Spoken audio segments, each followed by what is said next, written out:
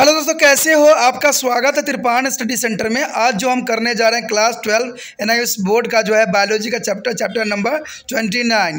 ये chapter biology का है, एनआईएस बोर्ड का है, लेकिन ये चैप्टर कई मायने में कई क्लास के बच्चों के लिए अत्यंत महत्वपूर्ण साबित होगा। जैसे कि एनआईओएस हो गया, सीबीएसई हो गया, यूपी बोर्ड हो गया, बिहार बोर्ड हो गया। अगर आपके पास बायोलॉजी के सब्जेक्ट है और उसमें सम कॉमन ह्यूमन डिसीजेज है तो ये चैप्टर आपके लिए अमृत तुल्य है। दोस्तों, ये चैप्टर कई मायने में इंपॉर्टेंट रहेगा क्योंकि इसमें जो है हम जो है bacterial disease, viral disease, AIDS, सभी तरह की बीमारियों को जो है विस्तार पूर्वक चर्चा करेंगे और जानेंगे। ये चैप्टर इसलिए भी इम्पोर्टेंट रहेगा क्योंकि ये जो है आपको हिंदी इंग्लिश दोनों ही माध्यम में समझाया जाएगा, जो कि बहुत ही ज़रूरी है। साथ में आपके समक्ष जो ये होगा डिस्प्ले, वो हिंदी इंग्लिश दोनों ही माध्यम में होगा, तो ये आपके लिए डबल डोज के रूप में साबित होगा। लेकिन ये सारी बीमारी करने से पहले एक बात जो मैं हमेशा कहता हूँ, जिसको आपको सोचना भी चाहिए, विचार भी करना चाहिए और अमल भी करना चाहिए, वो ये है कि जब भी वीडियो देखिए पूरा देखिए, क्योंकि अधूरा जानकारी सदैव खतरनाक होता है। साथ में एक इंपॉर्टेंट बात ये भी रहता है, अगर आप पहली बार वीडियो देख रहे हो तो लाइक शेयर सब्सक्राइब करना मत भूलना, क्योंकि दोस्तों लाइक कीजिएगा तो बनाने वाले का मनोबल बढ़ता है, सब्सक्राइब कीजिएगा तो इससे ये होता है कि जब भी मैं कोई वीडियो डालूंगा उसका नोटिफिकेशन आपको समय रहते मिल जाएगा। और देखिए, शेयर का मतलब ये होता है कि आपके थ्रू न जाने किन बच्चों को हेल्प मिल जाए, ये आप भी नहीं जानोगे, इसलिए जो है आप शेयर जरूर करो, ठीक है। व्हाट्सएप स्टेटस पे भी लगाओ। दोस्तों, एनआईएस सेंटर जो है कई मानने में बहुत से बच्चों के लिए हेल्पफुल है, चाहे वो 8th क्लास हो, 9th 10th 11th 12th हो, चाहे वो एनआईएस बोर्ड के बच्चे हों, ठीक है, चाहे बीए एमए के बच्चे हो, सभी क्लासों के लिए कुछ ना कुछ जो है त्रिपाण सेंटर में उपलब्ध है। तो इसलिए आपके लिए ज़रूरी है कि आप सब्सक्राइब करके इसको चैनल को जो है सेव कर लो, नहीं तो बाद में अगर रिसर्च करोगे तो शायद आपको ये चैनल प्राप्त ना हो। तो इसलिए सोचना नहीं, विचार नहीं करना है, सब्सक्राइब करके जो है अपने पास सेव करना है। दोस्तों, ये तो बात था आपके लिए, लेकिन आप देखते हैं हमारा आज टॉपिक क्या है। There is a most important chapter of some common human disease. There is a most important chapter for class 12 NIOS board biological subject and all class CBSE, NIOS and the UP and Bihar board also. There is a previous you have read about the disease and due to the nutritional deficiency. And in this lessons you learn about the disease causing by the other reason. After complete this lesson, you will be able to be defined the disease and the learn the types and differentiation between to the parasite and pathogen and differentiation between to infection and infections and list the symptom and causing agent of prevention and control of influenza, measles, polio, hepatitis, tuberculosis, diphtheria, leprosis, malaria, filariasis, and the dengue. Identify there is a disease that is causing due to the improper of functioning and some organ of body system. And also here describe the cause of symptom of prevention and cure for the hypertension. And the list the symptom on the method of diagnosis as a coronary heart diseases and the suggested to the preventive of measure. And describe the cause of symptom and preventives of cause method of diabetes, ulcers and osteoporosis. And recognize of cancer as a cell regulation disorder. And define the differentiation between to the again and the malignant tumor. There is a most important tumor here and the interpret for the category of the allergies immune system related disorder. And that list defined the special category of sexual transmitted disease. ठीक दोस्तों, ये chapter जो है हमारा जो है मानव में सामान्य रोग। देखिए, इससे पहले हमने जो चैप्टर किया था वो न्यूट्रिशन वैल्यू बीमारी थी, लेकिन अब जो हम करने जा रहे हैं जो हमें बीमारी कॉजिंग होती है और हमें परेशान करती है। आए दिन कोई ना कोई व्यक्ति किसी न किसी बीमारी से जो है ग्रसित रहता है। अब इसमें हमने देखना है कि उस बीमारी का क्या हो सकता है और इसकी क्या इंक्लूशन पीरियड रहेगी और इसका जो है क्या इलाज हो सकता है और हम कैसे इससे बच सकते हैं। तो ये सारे जो होगा हमारा इस चैप्टर में होने वाला है। ये चैप्टर जो है कई क्लास के बच्चों के लिए इंपॉर्टेंट है, जैसे कि यूपी बिहार बोर्ड हो, ठीक है, और एनआईओएस के +2 के बच्चों के लिए तो है ही है। अगर आपने बायोलॉजी के चैप्टर लिया है तो ये चैप्टर को देखना मत भूलिएगा, क्योंकि इसमें जो है आपको विस्तार पूर्वक हर चीज़ जानने को मिलेगा बारीकी से। तो इतना कुछ होगा, अगर आपने मिस किया तो हो सकता है कि इस चैप्टर के ज्ञान आपको ना मिल पाए। कहते हैं अगर देखा जाए, जब ये चैप्टर आप कंप्लीट कर लोगे तो कई मानने में कई बात समझ जाओगे आप बहुत आसानी से। जैसे रोग शब्द की परिभाषा आप कर पाओगे, उनके जो है कारणों का भी विश्लेषण कर पाओगे। परजीवी एवं रोगजनक में जो है भेद कर पाओगे, संक्रमण अथवा अग्रेशन में भेद कर पाओगे, और इन्फ्लुएंजा, खासरा, पोलियो, यूक्रिसो, एक्सेडेफोसिया, कुष्ठ, मलेरिया, फैलेजा एवं डेंगू के लक्षण, कारक और रोकथाम के उपाय का और नियंत्रण के भी हम सूची यहाँ पर बनाएंगे। हमारे शरीर में कुछ अंगों के जो है सुचारू रूप से कार्य न करने के फलस्वरूप उत्पन्न विशेष रोगों का भी हम यहाँ पर पहचान करने की कोशिश करेंगे। जो है सबसे अधिक जो हाइपरटेंशन जो आती है, जैसे उच्च रक्तदाब के कारण जो है लक्षण, रोकथाम, उपचार के विषय में भी हम यहाँ पर डिस्कस करेंगे। साथ में करोनरी हृदय रोग के लक्षण यानी हार्ट अटैक के जो होता है लक्षण कैसे दिखता है, और उसकी जांच की विधियां एवं रोकथाम के क्या उपाय हो सकते हैं, इस पे भी हम जो है बहुत विस्तार पूर्वक चर्चा करेंगे। साथ में जो है आजकल कॉमन डिसीज होती है मधुमेह यानी डायबिटीज़, तो डायबिटीज़ के विषय में भी हम जो है सुचारू रूप से और जो है विस्तार पूर्वक जानेंगे। इसके इलाजों के बारे में भी हम यहाँ पर जानेंगे। और ये चैप्टर यहाँ ही ख़त्म नहीं होगा, ये चैप्टर जो है आगे भी चलेगा। जैसे एक कोशिकीय नियमन की गड़बड़ी के रूप में कैंसर क्या हमारे शरीर में इफेक्ट करता है, उसके बाद सुदिम और दुर्गम यानी मैनिजेंट एंड नॉन मैनिजेंट जो है ट्यूमर के विषय में भी हम यहाँ पर जो है बहुत विस्तार पूर्वक जानने की कोशिश करेंगे। साथ में हमने इम्यून सिस्टम यानी प्रतिरक्षा तंत्र से संबंधी विकार के रूप में एलर्जी की भी जो है यहाँ व्याख्या करना समझेंगे, और विशेष श्रेणी में यौन संचारी रोग की भी यहाँ पर जो है विस्तार पूर्वक जानेंगे। जैसे अगर देखा जाए सेक्सुअल ट्रांसमिशन डिसीज़ में जो होता है फिलिप्सिस हो जाती है, सुजाक हो जाता है, और सबसे अधिक खतरनाक बीमारी जो है एड्स यानी HIV के कारण जो है लक्षणों और रोकथाम एवं नियंत्रण के उपाय की जो है हम यहाँ पर विस्तार पूर्वक सूची बनाएंगे, और इसके लिए औषधि के अतिरिक्त जो है दुरुपयोग की परिभाषा भी करेंगे और उनकी रोकथाम का उपाय भी करेंगे। तो ये चैप्टर जो है कई मानने में आपके लिए इम्पोर्टेंट सिद्ध होगा। लेकिन आप स्टार्ट करते हैं, हम चैप्टर देखते हैं पहला टॉपिक हमारा आज क्या है। So our next topic is disease. Disease is very dangerous for this time. And what is the disease? The first question in your mind, what is a disease?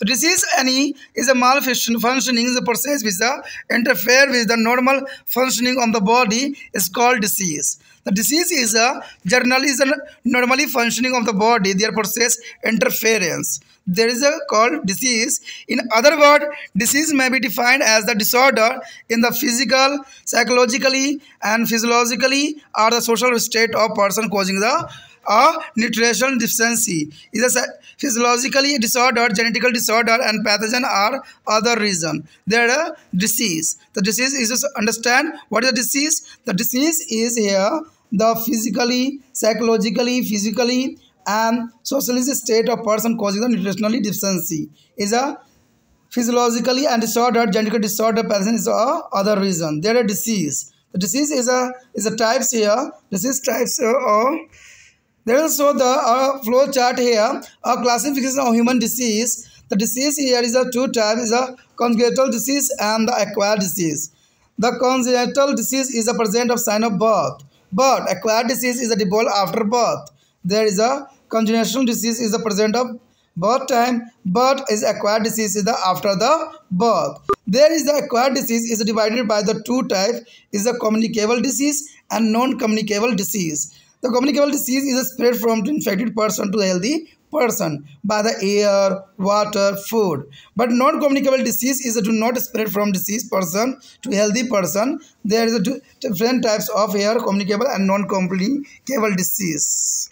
The here is a non-communicable disease is divided by the is a 5 other types. Is a here of non-communicable disease is the first is a degenerative disease causing due to the is a malfunctioning is a vital body organ, and second is a deficiency disease is a causing due to the lack of nutrition diet, and third is a allergies. Allergies is a causing due to the hypersensitivity in the body's content of organ substance like a dust and other things. And the cancer is the causing due to the uncontrolled growth of cell and tissue that is causing of cancer. And other disease is due to the various physical agent any other reason. There is a 5 is the types of non-communicable disease. Here there is a do not spread of disease person to other healthy person. So here is a congenital disease. There are congenital disease here, the disease which is a present from a birth.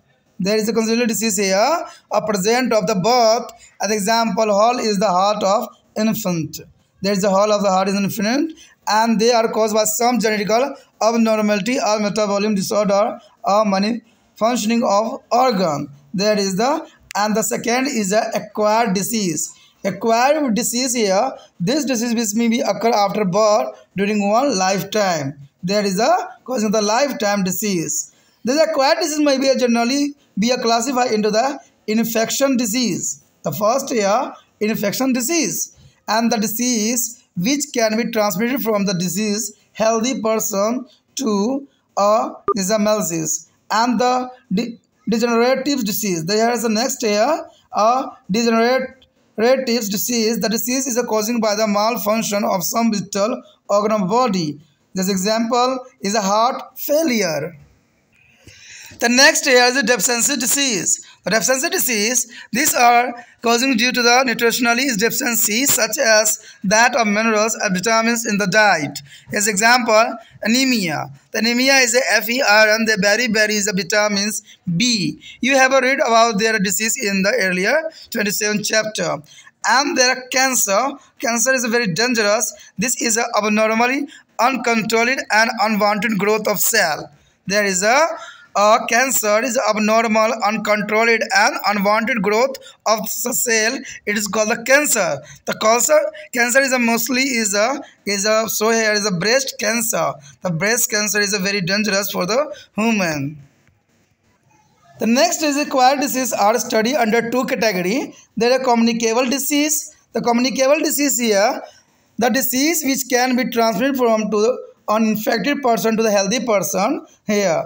And the non-communicable disease, this disease do not spread from one affected person to the healthy person. You understand? Is a communicable disease. There is a spread by the healthy person to the other healthy person by through their air, water, and the food. There is a communicable disease. And non-communicable disease here, this disease do not spread from one affected person to the healthy person. The here table shows there are communicable disease and non-communicable disease difference. The difference is a communicable and non-communicable disease. The first is a communicable disease causing by some biological agent or pathogens such as virus, bacteria, protozoans, and helminths and the worm. And there is the next is a non-communicable disease. There is a causing due to the some specific factor such as malfunctioning of some vital organ and deficiency of nutrient. So, and the communicable disease here is spread from one person to another person through contact of water, air, and food, and etc. And there are other sides of non-communicable disease do not spread from one person to another person by the contact. There is a non-communicable disease. And the communicable disease here, the concern there are disease involve the society as these are related to the community health. But non-communicable disease here is a concern of the disease is restricted to individually only. So here show the mode of spread of communicable disease. There is a communicable disease spread from to infected person to healthy person in the following way. The first is a direct transmission. The direct transmission is the pathogens of disease infect a healthy person direct without any intermediate agent. It can be take place by the various means such as a direct contact between the infected person and healthy person. The disease like a smallpox, chickenpox, syphilis is a gonorrhea spread through the direct contact. There is a direct contact disease meant a communicable disease as a here. The next here is a droplet infection. The infection person throw out their tiny droplet of mucus by the coughing, sneezing, spitting. This is a droplet may be contain the pathogen by their inhaling their air containing of droplet. A healthy person may be get an infection. Disease like a common cold, pneumonia, influenza, measles, and tuberculosis, and the whoopings cough spread through the droplet infection. There is a call to droplet infection by the coughing, sneezing, and spreading of mucus. There is a next here, third point is the contact with the soil. The contaminant with the disease causing viral and bacterial. There is a contact with the soil. There is the viral and bacterial. And the next here is the animal bite. The animal bite is a viruses of rabies introduced through their wounds causing by the bite of rabbits animals, especially dog. Their bile is present in the saliva of the rabidal animals. The next is the indirectly transmission. The indirect transmission here, the pathogen of contained disease reach the human body through some intermediate agent. It can be take place by the various means, which is the following. There is the first is the by vectors such as the houseflies, mosquitoes, and cockroaches. Example: housefly carry the causative organ of the cholera is their legs and the mouth part from the feces of sputum of infected person to the food and drink and the contaminate them. When the contaminated food is taken by the healthy person, we get infections. And similarly, a mosquito carry a virus of dengue and malaria parasite which are causing of malaria. There is the by vector such as is the housefly, mosquito, and cockroaches for a year. And the next is the airborne. The airborne here, the pathogen may be reach the humans with the air and dust. There is airborne disease here. There is a rich human with the air and dust. The epidemics thus spread by the inhalation of dry face of infected fly. The next is the object borne. Yani fungus borne is many disease is transmitted through the use of contaminant articles such as cloth, utensil, toys, door handles, tap, syringe, and surgical instrument. There is objective borne. That this time is borne is disease is common is here a coronavirus. There is a spread from the cloth, toy, door handles, taps, syringe, surgical instrument. There is a spread disease is a coronavirus. And waterborne here, it is a potable water drinking is a contaminated with their pathogen of disease such as a cholera, diarrhea, hepatitis, and jaundice. It is a reach the healthy person upon consuming such a water. There is a waterborne disease. Friend, you remember that the waterborne disease is a cholera is the common, and diarrhea, hepatitis, and jaundice is the most common for children. There is no drinking of water, but there is a spirit for the is a contaminated water drinking. तो यहाँ पर जो हम बात अब करने जा रहे हैं वो रोग क्या है। देखिए रोग होता क्या है, रोग होती क्या है, रोग से आप कैसे जो है दो चार हाथ करती हो। कहते हैं रोग जो होता है कोई भी स्थिति जो शरीर के सामान्य कार्य में बाधा पहुंचाती है। अगर कोई कार्य आप करना चाहते हो लेकिन वो करने में सक्षम नहीं हो तो इसका मतलब आपको किसी प्रकार की बीमारी हो रखी है। कहते हैं ये रोग कहलाता है, चाहे बेशक लिए आप आलस्य के शिकार क्यों ना हो। आलस्य भी एक तरह का एक रोग होता है जो इंसानों में पाया जाता है। कहते दूसरे शब्दों में रोग को पोषण की अल्पता, शरीर क्रियात्मक अव्यवस्था, अनुवांछित गड़बड़ी और रोगजनक या किसी अन्य कारण से भी उत्पन्न शारीरिक, मनोवैज्ञानिक और जो है समाज स्थिति में व्यतिक्रम हो कहते हैं। यानी आप सिंपली अगर देखा जाए रोग क्या है तो आप ये भी लिख सकते हो कि शारीरिक, मनोवैज्ञानिक और जो है समाज स्थिति की जो है व्यतिक्रम हो करते हैं, उसे ही हम रोग कहते हैं। अंग्रेजी में डिसीज़ का शाब्दिक अर्थ होता है विकार। यानी लैटिन जो वर्ड अगर देखा जाए डिसीज़ का मतलब होता है दूर, इसका मतलब है आराम, यानी सुख चैन, यानी सुख चैन का दूर या समाप्त हो जाना। यानी आपको पता है कि बीमारी जब भी किसी व्यक्ति को होता है तो उसका जीवन जो है हराम हो जाता है, उसको इवन खाना पीना भी पसंद नहीं आता है। तो समझ सकते हो कि हमारे जीवन को जो है आराम को ये जो बीमारी है तहस नहस कर देती है और हमें जो है कमज़ोर कर देती है। यह एक प्राचीन शब्दिक शब्द है डिसीज का से उत्पन्न है जिसका अर्थ है dis away ease is easy, यानी आराम सुख चैन का न रहना। तो ये तो आप समझ ही गए होंगे कि बीमारी जो है किसी भी व्यक्ति को सुख चैन जो है ख़त्म कर देता है, इसलिए इसका नाम जो है डिसीज़ रखा गया है। अगर बात हम यहाँ करें रोग के प्रकार के विषय में तो आपको तो पता होना चाहिए कि ये जो होता है दो प्रकार की होती है।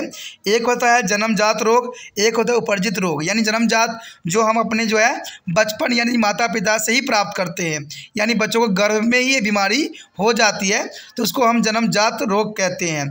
लेकिन एक उपर्जित रोग होती है जो जन्म के बाद विकसित होती है, जन्म के बाद जो ये विकसित होती है। अगर देखा जाए उपसर्जित यानी एक्वायर्ड डिसीज़ के बारे में बात किया जाए तो ये दो प्रकार की हो जाती है। एक है संचारी रोग, एक है गैर संचारी रोग, जिसको आप कम्युनिकेबल डिसीज़ और नॉन कम्युनिकेबल डिसीज़ के नाम से जान सकते हो। अगर देखा जाए संचारी रोग कम्युनिकेबल डिसीज, तो संक्रमित व्यक्ति से स्वास्थ्य व्यक्ति में ये फैलता है, चाहे वो हवा हो, पानी हो या भोजन हो, इसके थ्रू जो है ये बीमारी स्प्रेड होता है, यानी फैलता है। ठीक है। और गैर संचारी रोग जो होते हैं ये फैलता नहीं है, सिर्फ एक व्यक्ति दूसरे व्यक्ति कभी फैलता नहीं है। जैसे कि आप एड्स भी देख लो, तो ये डायरेक्टली नहीं फैलता है, हवा वायु द्वारा नहीं फैलता है, किसी से हाथ मिलाने से ही नहीं फैलता है, इसलिए इसको हम गैर संचारी रोग कहते हैं, यानी नॉन कम्युनिकेबल डिसीज़ कहते हैं। यानी ये डायरेक्टली नहीं फैलता है, एक संक्रमित व्यक्ति दूसरे संक्रमित स्वास्थ्य व्यक्ति में नहीं फैलता है ये। अगर यहाँ पर देखा जाए तो गैर जो रोग होती है, गैर यानी नॉन कम्युनिकेबल डिसीज़ है, तो ये कई पार्टों में विभक्त हो गया है, कई पार्टों में बट गया है, जो कि 5 पार्ट यहाँ दर्शाया गया है। एक है व्यंजन रोग, यानी शरीर के मुख्य अंगों से सुचारू रूप से कार्य न करना, यानी शरीर कोई भी अंग कार्य नहीं कर रहा है, तो ये अपन जनन रोग कहलाता है। उसके बाद हीनता न्यूनता रोग, जैसे आहार में पोषक तत्व की कमी कारण होने वाली बीमारी को हीनता न्यूनता रोग कहते हैं। और तीसरी तो पॉइंट से आप भली भांति परिचित ही होंगे, एलर्जी। एलर्जी जो होता है किसी भी चीज़ पदार्थों के शरीर के अति संवेदनशील के कारण होता है, यानी किसी चीज़ के लिए आप संवेदनशील होते हैं। जैसे आपको पता ही है, जिनको जो है सांस की प्रॉब्लम होती है उनको डस्ट से दूर रखा जाता है। उसके पश्चात है हमारे समझ कैंसर। देखिए कैंसर जो है आजकल बहुत ही कॉमन हो गया है और ये बीमारी बहुत खतरनाक भी है, लेकिन फिर भी जो है आज इलाज होने के कारण ये जो है इलाज किया जा सकता है। तो कैंसर जो होता है कोशिका या उत्तकों की अनियमित वृद्धि के कारण, यानी कैंसर का मतलब ही होता है कि आप जो करते हो क्या, कोई भी शरीर के अंग को इरिटेट कर देते हो, और जब कोई इरिटेट होता है तो अपने आप में मल्टीप्लिकेशन डिवीजन करने लग जाता है और उसके शरीर की कोशिकाओं का जो है वृद्धि हो जाता है, तो ये कैंसर के रूप में आपको नज़र आती है। अगर अन्य रोग की बात करें तो विभिन्न भौतिक कारकों या अन्य कारकों से होने वाले रोग इसके अंतर्गत आते हैं। अब यहाँ पर बताया गया है कि जन्मजात रोग क्या है। तो देखिए जो रोग जो जन्म के समय ही विद्यमान होते हैं बच्चों में, तो उसे जन्मजात रोग कहते हैं। उदाहरण तो अगर शिशुओं के हृदय में छेद है तो ये जन्मजात रोग कहलाएगा। यह रोग अनुवांशिक या उपचारिक गड़बड़ी अथवा किसी अंग के सुचारू रूप से कार्य न करने के कारण भी उत्पन्न हो सकती है, तो इसे जन्मजात रोग कहते हैं, क्योंकि माँ के जो है गर्भ से ही जो है बीमारी आई है, इसलिए इसको जन्मजात रोग कहा जा सकता है, चाहे वो रोग अनुवांशिक क्यों न हो। कहते हैं उसके बाद उपार्जित रोग, यानी ये रोग जो होती है जब बच्चे जन्म ले लेते हैं, जब दुनिया में जीने लगते हैं, तब जाके ये जो होता है रोग हो जाती है। ये रोग जन्म के बाद किसी व्यक्ति को जीवन काल में हो सकता है, तो ये जो है आप स्वयं ही अर्जित करते हो इस रोग को। उसके पश्चात अगर देखा जाए तो उपसर्जित रोगों के सामान्यतः निम्न प्रकार से वर्गीकृत किया गया है। तो यहाँ पर जो सबसे पहला पॉइंट हमारा आता है संक्रमण रोग। देखिए संक्रमण रोग जो होती है, जो रोग जो एक रोगग्रस्त व्यक्ति से दूसरे जो है स्वास्थ्य व्यक्ति में संचालित हो जाती है, इसे हम संक्रमण रोग के नाम से जाने जाता है।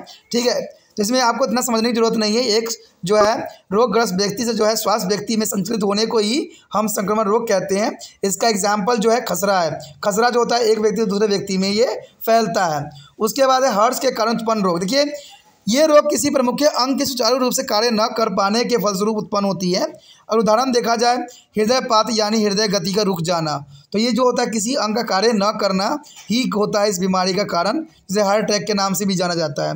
अगर देखा जाए आगे हीनता जनन रोग, यानी ये रोग जो है आहार में पोषक जैसे खनिज विटामिनों की कमी के कारण होने वाले रोग, जैसे लोह तत्व की कमी के कारण जो है रक्तता या और विटामिन बी कमी के कारण जो है बेरी रोग हो जाता है, तो इसे हीनता जनन रोग कहते हैं। ठीक है, इसके विषय में आप पहले ही पढ़ चुके होंगे। उसके बाद है कैंसर। देखिए कैंसर जो होती है ये कोशिका की असामान्य और नियंत्रित अवांछनीय वृद्धि होती है, तो जो कि बहुत काफ़ी खतरनाक होता है।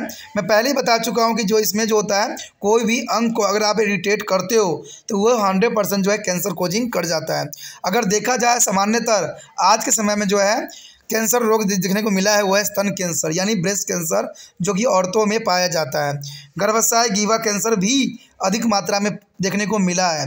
तो आप समझ सकते हो कि इन अंगों को जो है लोग बहुत इरिटेट करते हैं, जिसकी वजह से ये कैंसर होना एक स्वाभाविक बात हो जाती है। अगर बात किया उपजर्दी रोग के बारे में तो आपको पता ही है कि 2 प्रकार से वर्गीकृत किया गया है।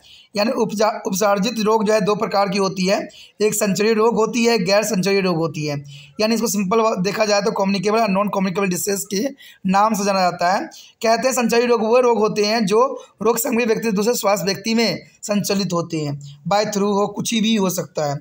और गैर संचारी रोग जो होती है, ये रोग जो है रोगग्रस्त व्यक्ति से स्वास्थ्य व्यक्ति में संचलित नहीं होती है। तो ये बहुत काफ़ी इंपॉर्टेंट बात है कम्युनिकेबल नॉन कम्युनिकेबल डिसीज़ के बारे में। अब देखिए यहाँ से जो है कम्युनिकेबल नॉन कम्युनिकेबल डिसीज़ के बारे में जो है हम टेबल में अंतर देखेंगे, क्या अंतर है। यहाँ पर जो है एक टेबल है दोस्तों, जिसमें संक्रमण रोग और असंक्रमण रोग के विषय में बताया गया है। अगर संक्रमण रोग की बात करें तो ये किसी जैव कारक अथवा रोगजनक के कारण होते हैं, जैसे जो है विषाणु, जीवाणु, प्रोटोजुआ, कुम द्वारा ये बीमारी हो सकते हैं। अगर देखा जाए असंक्रमण रोग तो किन्हीं विशेष कारणों जैसे किसी मुख्य अंग के सुचारू रूप से कार्य न करना, पोषकों की न्यूनतम कमी के कारण ये बीमारी हो जाता है। यानी ये जो होते हैं हम स्वयं ही इसके कारक होते हैं। अगर देखा जाए संक्रमण रोग तो कहते हैं एक व्यक्ति से दूसरे व्यक्ति में दूषित जल, वायु व आहार एवं संपर्क में आने से ये रोग जो है फैलता है। लेकिन अगर हम देखा जाए असंक्रमण रोग की बात करें तो ये जो होती है एक व्यक्ति दूसरे व्यक्ति में संपर्क द्वारा संचालित नहीं होती है, यानी संपर्क से ये बीमारी जो है नहीं फैलती है। अगर बात करें थर्ड तो ये सामाजिक चिंता का विषय है, क्योंकि ये समुदाय के पूरे स्वास्थ्य से संबंधित है। क्योंकि संक्रमण रोग जो है पूरे समुदाय के लिए एक चिंता का विषय बन जाता है, क्योंकि ये किसी को भी बीमारी हो सकती है। जैसे आपको समक्ष जो था कोरोना वायरस था, मान लीजिए अगर एक व्यक्ति को होता था तो सभी व्यक्ति से दूर रहने की कोशिश करते थे और इसको क्वारंटाइन कर दिया जाता था। तो ये बात आपके समक्ष समझने के लिए काफ़ी पर्याप्त रहेगी। अगर देखा जाए असंक्रमित रोग के बारे में तो यह केवल जो है व्यक्तिगत चिंता का विषय होता है, यानी अपना व्यक्तिगत चिंता होती है।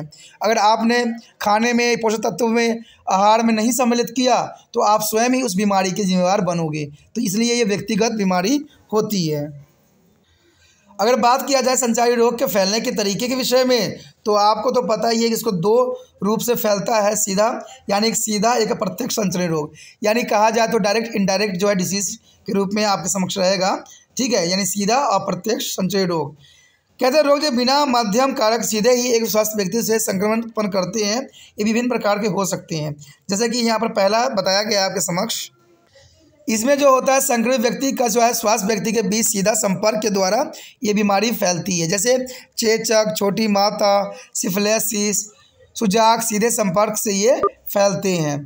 अगर बात करें हम बिंदु संक्रमण तो इस संक्रमित व्यक्ति खांसते, छींकते, थूकते समय छोटे छोटे श्लेष्मा बिंदुओं को थूककणों द्वारा लपेटों में बाहर छोड़ता है और इस बिंदुओं में जो है रोगजनक विद्यमान हो जाते हैं और इस बिंदुओं को जो है मुक्त वायु के सांस के साथ अंदर लेने के एक स्वास्थ्य व्यक्ति संक्रमित हो सकता है। सर्दी, निमोनिया, फ्लू, खसरा, तपेदी, कुकुर खांसी बिंदु संक्रमण द्वारा फैलने वाली बीमारियों के कुछ नाम हैं। अगर देखा जाए मिट्टी में संपर्क में आने से फैलने वाली बीमारी की बात किया जाए तो ये रोग जो है फैलने वाले विषाणुओं, जीवाणु आदि से जो है दूषित मिट्टी से संपर्क के कारण ये काफ़ी फैलता है। अगर बात किया जाए जानवरों द्वारा काटे जाने वाला जो बीमारी है तो आपको तो पता है इसका कॉमन नेम तो है रेबीज ही है। रेबीज जो होती है बीमारी डॉगी के काटने की वजह से ही होता है।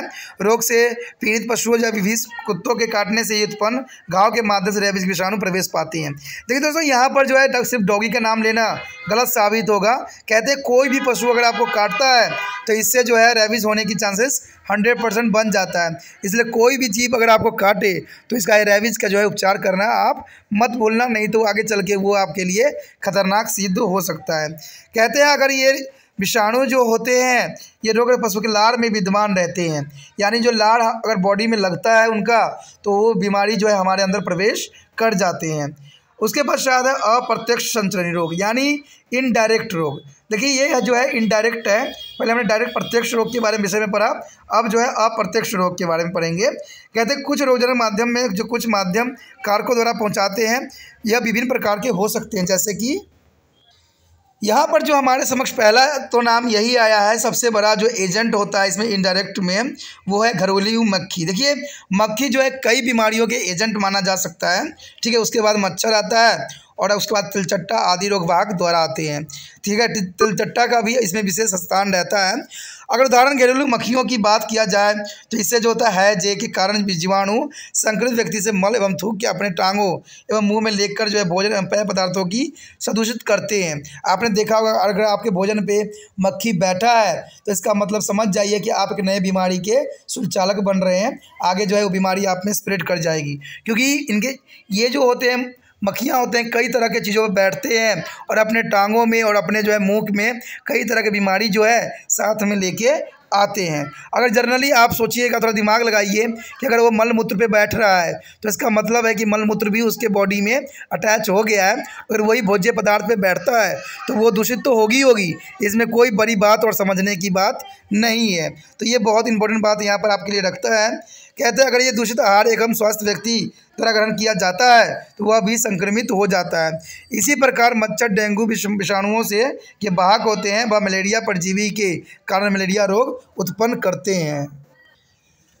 अगर बात किया जाए आगे वायु वाहित यानी एयरबॉर्न डिसीज़ के बारे में, तो वायु द्वारा ले जाया गया बहुत से बीमारी हो सकती है। कहते हैं मानव शरीर में रोगाणुवाहक धूल कणों द्वारा भी पहुंच सकते हैं, जैसे जनपदित महामारी जो है टाइफास रोग एपिडेमिक टाइफस संक्रमित मक्खियों के शुष्क विस्फोटता और सांस द्वारा जो है अंदर लिए जाने से फैलती है। तो ये भी बीमारी जो है काफ़ी घातक सिद्ध हो जाती है। उसके पश्चात हमारे समक्ष है आगे जो हमारे पास है बहुत वाहित यानी जो है फॉर्मेट्स बॉर्न यानी संक्रमित वस्तु वाहित। कहते हैं कई रोग जो है संक्रमित वस्तु है, जैसे कि वस्त्रों, बर्तनों, खिलौने, दरवाजे के हाथों, चले, सुइयों का शल्य उपकरणों आदि के माध्यम से संचलित होती है। कहते हैं फ्लाइटिस लेटिस भाषा में जो फेम्स शब्द का बहुवचन है, इसका अर्थ होता है बाहर को छोड़कर अन्य संक्रमित वस्तु जैसे बिस्तर, कपड़े आदि। देखिए ये बीमारी कुछ हद तक हमें जो है कोरोना वायरस को याद कराता है, जहाँ पर व्यक्ति को जो है अलग दूर रखा जाता था, इवन कि कपड़ा भी छूना में जो है वायरस आ सकता था। तो इसके लिए कोरोना वायरस जो है सबसे अच्छा एग्जाम्पल हो सकता है। अगर देखा जाए जलवाहित यानी वाटर बॉर्न डिसीज़, तो वाटर बॉर्न डिसीज़ यदि पेप, जय, हैजा, दस्त, युकृत, शोध और पीलिया के जो रोग वायु से दूषित होते हैं, जो स्वास्थ्य व्यक्ति द्वारा जो है ऐसे जल को पिए जाने से ये रोगजनक स्वास्थ्य व्यक्ति तक पहुंच जाता है। देखिए दोस्तों यहाँ पर जो है जल से होने वाली बीमारियां कई है। आपने जो होगा जॉन्डिस के नाम सुना ही होगा, जो बच्चों में होता है, तो ये भी बहुत घातक सिद्ध होता है। ठीक है दोस्तों, इसी के साथ हमारा ये टॉपिक खत्म हो जाता है। आगे का टॉपिक अत्यंत महत्वपूर्ण है, जिसमें जो है हम बीमारियों के बारे में करेंगे, हर एक बीमारी के बारे में जो है विस्तार पूर्वक जानेंगे। तो अगला टॉपिक देखना मत भूलिएगा। अगला टॉपिक जो है आपके लिए अत्यंत महत्वपूर्ण होने वाला है। तो हम अगले वीडियो में मिलेंगे। इसी के साथ जो है दोस्तों हमारा टॉपिक आज खत्म हो रहा है। ठीक है, अगर आपको अच्छा लगा तो लाइक शेयर सब्सक्राइब जरूर कीजिए। अगर पहली बार अगर आप वीडियो देख रहे हो, पहली बार मेरे चैनल पे आए हो, तो सब्सक्राइब करना आपका फ़र्ज़ बन जाता है। सब्सक्राइब करने से ये होगा कि जो भी मैं आप क्लास के रिगार्डिंग कोई भी वीडियो डालूंगा उसका नोटिफिकेशन जो है समय समय पर आपको प्राप्त होता रहेगा। अगर सब्सक्राइब नहीं कीजिएगा, अगर आप दोबारा से तिरपान सेंटर पर आने की कोशिश कीजिएगा तो वहाँ पर आप तिरपान लिखिएगा तो जो है वो तिरपस कर देगा। ठीक है, जो आप गूगल पर सर्च को तिरपस कर देगा, जिससे वजह से आप जो है मेरे वीडियो का जो है फायदा नहीं उठा पाओगे। तो सोचिए मत, विचार मत कीजिए, सब्सक्राइब कीजिए। आप सोचते होइएगा कि मेरे जो एग्जाम खत्म हो जाने के मेरा क्या जरूरत है तिरपान स्टडी सेंटर से। ठीक है, तो इसलिए सब्सक्राइब नहीं करने का सोचिएगा, लेकिन दोस्तों ऐसा नहीं है। तिरपान स्टडी सेंटर जो है बहुत हेल्पफुल है।